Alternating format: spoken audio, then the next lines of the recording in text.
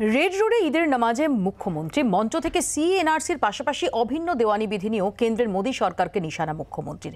একটা ভোটও যেন অন্য কোনো দলে না যায়, বিজেপি বিরোধী ভোট ভাগাভাগি রুখতে বার্তা মমতার, আর এই নিয়ে শুরু হয়েছে বিতর্ক।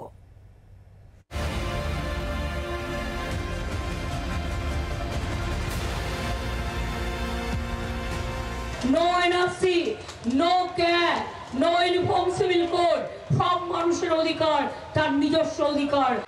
ভোট ঘোষণার মুখে দেশ জুড়ে সংশোধিত নাগরিকত্ব আইন লাগুর বিজ্ঞপ্তি জারি করেছে কেন্দ্রের মোদী সরকার, জানিয়ে এখনো চড়া সুর বিজেপি বিরোধী দলগুলি গলায়।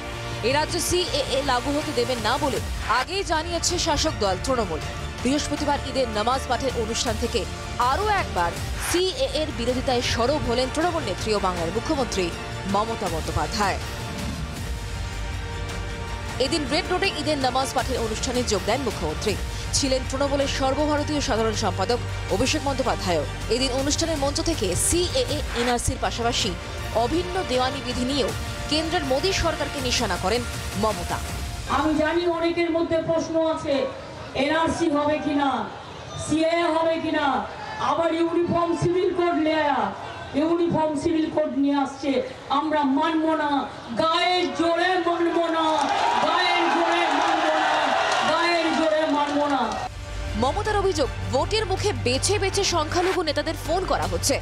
चुनाव का टाइम में आप चुन चुन के मुस्लिम लीडर को फोन करते हैं और करके बोलता है क्या चाहिए, हम बोला कुछ नहीं चाहिए।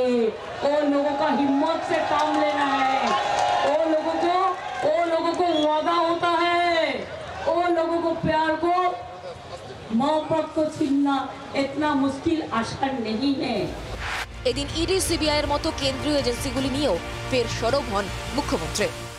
सबको डर दिखाओ, सबको एनआईए में डाल दो, सबको सीबीआई में डाल दो, सबको इनकम टैक्स में डाल दो, सबको ईडी में डाल दो। हम बोला इससे आधा तो अच्छा है, आप एक जेल खाना बना लो। দেশের নানা প্রান্তে একাধিক হাই প্রোফাইল বৈঠকের পরেও এ রাজ্যে ইন্ডিয়া জোট হয়নি। আসন সমঝোতা করে লড়াইয়ের পথে বাম কংগ্রেস, লড়াইয়ে রয়েছে নওশাদ সিদ্দিকীর আইএসএফও। এই পরিস্থিতিতে বিজেপি বিরোধী ভোটের ভাগাভাগি রুখতেও তৎপর মমতা। ইলেকশনের সময় মনে রাখবেন, ফাইট আমাদের সাথে বিজেপি। দিল্লিতে ইন্ডিয়া জোট কি করবে আমরা দেখে নেবো, কিন্তু বাংলায় আমরা লড়ছি বিজেপির সাথে। একটা ভোটও যেন অন্য কোনো দলে না যায়, তৃণমূল কংগ্রেস। সিএএ প্রশ্নে এদিন মমতাকে পাল্টা আক্রমণ করেন বিজেপির রাজ্য সভাপতি সুকান্ত মজুমদার। এখন না মানার বিষয় নেই, সিএ এনআরসির কোনো বিষয় এখন নেই। সিএ লাগু হয়েছে, সিএ ভারতবর্ষের সংবিধান স্বীকৃত একটি আইন। মুখ্যমন্ত্রী মানবেন না, তাহলে অন্য দেশে গিয়ে মুখ্যমন্ত্রী হতে বললেন। সিএ এর ফলে কারো কোনো ক্ষতি হবে না, সিএ এর মাধ্যমে কিছু মানুষকে নাগরিকত্ব দেওয়া হবে। রাজনৈতিক পর্যবেক্ষকদের একাংশের মতে নাগরিকত্ব আইনকে অস্ত্র করে এ রাজ্যে মতুয়া ভোট নিজেদের দখলেই রাখতে চায় গেরুয়া শিবির। পাল্টা সিএএ বিরোধিতায় সুর চড়িয়ে সংখ্যালঘু ভোট ব্যাংক বজায় রাখতে তৎপর তৃণমূল শিবির। ক্যামেরায় জয়ন্তের সঙ্গে শ্রেয়সীর রিপোর্ট, জি24 ঘন্টা। আমাদের সঙ্গে রয়েছেন তৃণমূল কংগ্রেসের পক্ষ থেকে মৃত্যুঞ্জয় পাল, বিজেপির পক্ষ থেকে অর্চনা মজুমদার, সিপিআইএম এর পক্ষ থেকে সপ্তর্ষি দেব, কংগ্রেসের পক্ষ থেকে অভিষেক বন্দ্যোপাধ্যায় এবং রাজনৈতিক বিশ্লেষক সুমন ভট্টাচার্য। আমি প্রথমে মৃত্যুঞ্জয়ের কাছে আসবো। মৃত্যুঞ্জয়, পবিত্র ঈদের নামাজ এবং আমরা জানি সামনে নির্বাচন, আমরা শুনি যে ধর্মের নামে রাজনীতি, সেটা সঠিক নয়। একাধিকবার মমতা বন্দ্যোপাধ্যায় কথা বলেন, কিন্তু আজকে এই নামাজের মঞ্চ থেকে যে রাজনৈতিক বার্তা তিনি দিলেন, সেটা নিয়ে কি প্রশ্ন ওঠে না? আজকের এই মঞ্চটা কি সত্যিই নির্বাচনের মুখে এসিএ এনআরসি বা অভিন্ন দেওয়ানি বিধি নিয়ে বার্তার মঞ্চ, বা বিজেপি বিরোধী ভোট যাতে ভাগ না হয়, আরও যদি আমরা বিটুইন দ্য লাইন্স ধরি, যে সংখ্যালঘু ভোট যাতে ভাগ না হয়, সেই প্রসঙ্গে তিনি বার্তা দিচ্ছেন, এটা কি কাম্য? না, প্রথমেই সবাইকে আপনাদের চ্যানেলের মাধ্যমে ঈদের শুভেচ্ছা, পবিত্র ঈদের শুভেচ্ছা। সবাই শান্তিতে থাকুন, ভালো থাকুন, সুস্থ থাকুন। আপনি যেটা বললেন যে কেন আজকে পবিত্র ঈদের মঞ্চ থেকে বার্তাটা দেওয়া, ঈদ যদি সম্প্রীতির একটা উৎসব হয়, সেখানে দাঁড়িয়ে আজকে যদি কোনো ভারতবর্ষের একটা শাসক দল যদি আমাদের সম্প্রীতিটাকে নষ্ট করার চেষ্টা করে, দেশের একজন রাজ্যের মুখ্যমন্ত্রী এবং একজন রাজনৈতিক ব্যক্তিত্ব হিসাবে তার দায়িত্ব পড়ে, কর্তব্য পড়ে যে সেখান থেকে ভারতবর্ষের মানুষকে সেগুলো অবশ্যই, বলা সেটা নিয়ে তো আরো অনেক মঞ্চ রয়েছে। না, এর definitely। আগেও আমরা দেখেছি যে সিএ বিরোধী মিছিলে মমতা বন্দ্যোপাধ্যায় তিনি পুরো ভাগে থেকেছেন। ডেফিনেটলি গোটা দেশ জুড়েই সিএ বিরোধী যে প্রতিবাদ তার অন্যতম মুখ মমতা বন্দ্যোপাধ্যায়। ডেফিনেটলি, আমি তো বারবার বলছি আরো তো সেই অনেক মুখ, কর্মসূচি সেই রয়েছে। মুখ বলেই তো আজকে যখন একটা এরকম একটা দিন যেখানে মানুষ শুনছেন, মমতা বন্দ্যোপাধ্যায়কে শুনছেন, এবং এখান থেকে ধর্মের ঐক্যের বার্তা দিতে হবে। আমাদের এই যে বহুত্ববাদটাকে নষ্ট করে দেওয়ার ঐক্যের চেষ্টা, বার্তা দেওয়ায় কোনো প্রশ্ন নেই মৃত্যুঞ্জয়। ঐক্যের বার্তা কেন যে কোনো আপনার ফোরাম তাহলে থেকে দেওয়া আপনার যায়, কেন মনে কিন্তু হচ্ছে এখানে যে নির্দিষ্টভাবে তাহলে ভোট, কেন মনে হচ্ছে নির্দিষ্টভাবে ভোটের কথা বলা না, হচ্ছে? তাহলে কেন আপনার মনে হচ্ছে যে ওই মঞ্চটা থেকে বলা যাবে না যে আপনি সিএ লাগু করতে দেব না? আমরা তো বলার অধিকার আছে, আমরা 100 বার বলবো, আমরা যে কোনো মঞ্চ থেকে বলবো, শুধু ঈদের ওই মঞ্চ থেকে নয়। যদি কারো পাড়ায় শীতলা পুজোর মঞ্চ হয়, আমরা শীতলা পুজোর মঞ্চ থেকে বলবো। সেটা তোমাদের প্রেরোগেটিভ, কিন্তু বলাটা উচিত কিনা সেটা নিয়ে আমাদের আলোচনাটা মনে হচ্ছে বাকি মানুষের প্রেরোগেটিভ। আজকে এই ভারতবর্ষ যেই পরিস্থিতিতে এসে দাঁড়াচ্ছে, যেখানে ভারতবর্ষের সংবিধান মানে আজকে সংকটে পড়ছে, যেখানে ভারতবর্ষের মানে আমাদের মধ্যে যে ভাইচারা যেটাকে আমরা বলি সেগুলোকে নষ্ট করার চেষ্টা হচ্ছে, সেখানে দাঁড়িয়ে আজকে শুধুমাত্র ঈদের পবিত্র কারো পাড়ায় যদি শীতলা পুজো হয়, কোনো জায়গায় যদি হয়, আমরা নিশ্চিতভাবে বলবো। যেদিন সিএ আইন হয়েছিল 2019 সালের ডিসেম্বর মাসে, সেদিন তোমাদের সব সাংসদদের হুইপ দেওয়া হয়েছিল? না, আমাদের নিশ্চিতভাবে হুইপ দেওয়া হয়েছিল। আমরা সিএ নিয়ে যত ভোকাল, আপনি যাদের এক দুজনের বলছেন তারা নিজেদের স্টেটমেন্ট বহুবার সংবাদ মাধ্যমের সামনে বলে দিয়েছিলেন, কেন অনুপস্থিত?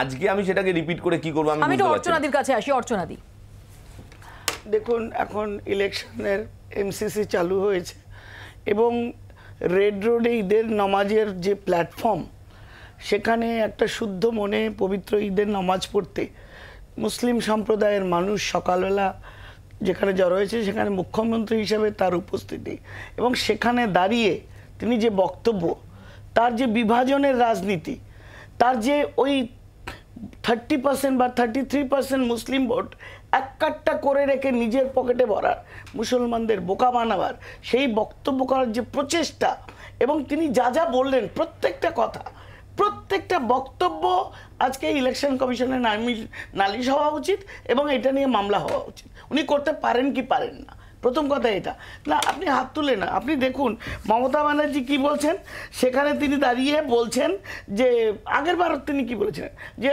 কাফের নেই, জিহাদ করুন, বলেছিলেন কিনা তিনি বলতে পারেন। কিছু এ নিয়ে কেউ প্রতিবাদ করেনি বা কোর্টে যায়নি, তার মানে এই নয় যে উনি এই কথাগুলো বলেননি। ওনার কি উদ্দেশ্য? সমন্বয়, সর্বধর্ম, ওনার সেটা উদ্দেশ্য নয়। ওনার ভোট ব্যাংক হিসেবে এই মুসলিম ভোটগুলোকে এক কাট্টা করে তার নিজের পকেটে আনার জন্য তিনি অভিষেক ব্যানার্জিকে নিয়ে সকাল সকাল ওখানে হাজির হয়ে গেছিলেন এবং হাজির হয়ে গিয়ে তিনি যে বার্তা দিলেন, এটা মানে আমরা যারা বিজেপি করি আমরা লজ্জিত যে ঈদের নামাজের আগে কোনো মহিলা ওই রকম একখানা পরে ওইভাবে করতে পারেন কিনা। তিনি নামাজি নন, তিনি হাজি নন, তিনি কি করতে গেছেন ওখানে? আর কি বলেছেন তিনি? এই ধরনের তিনি মানুষকে কি বলেছেন যে আপনারা শান্তিতে থাকুন, আপনারা সুখে থাকুন, এরকম ভাবে আপনাদের সমৃদ্ধি হোক? তিনি সে কথা বলেননি। তিনি বলেননি সমৃদ্ধি হোক, তিনি বলেছেন একটা বিজেপির বিরুদ্ধে, তিনি ইউনিফর্ম সিভিল কোড বলেছেন, তিনি কি বলেছেন, তিনি সিএ বলেছেন, ইউসিসি বলেছেন, তিনি এগুলোর পরেও উনি যেতে পারেন কিনা বলতে পারেন কিনা, তিনি ইউসিসিতে চলে গেছেন। আরে মানুষকে উস্কানি দেওয়ার একটা মাত্রা আছে।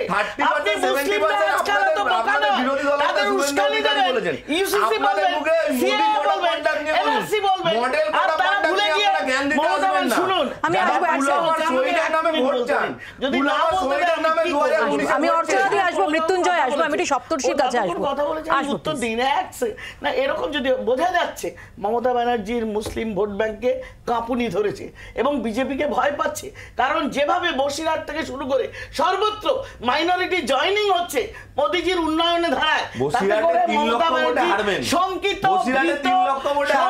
ভীত দেখা যায়। ফরজুন কথা হবে আপনার সাথে, বাদুরিয়া দাঙ্গার মুখ বললা, তাকে আপনারা প্রার্থী করেছেন। দাঙ্গা লাগান, আপনারা দাঙ্গাবাজ দল, আপনারা দাঙ্গা নিয়ে কথা বলবেন না। আজকে রামনবমীতে দাঙ্গা লাগান, এটা দাঙ্গাবাজ দল, রামনবমীতে দাঙ্গা লাগান, রামের নামে দাঙ্গা লাগায়, তারা আবার বড় বড় কথা। আসবো এক সেকেন্ড, নিজের ছেড়ে দিয়েছে। বাংলার আওয়াজ, বাঙালির আবেগ, জি 24 ঘন্টা।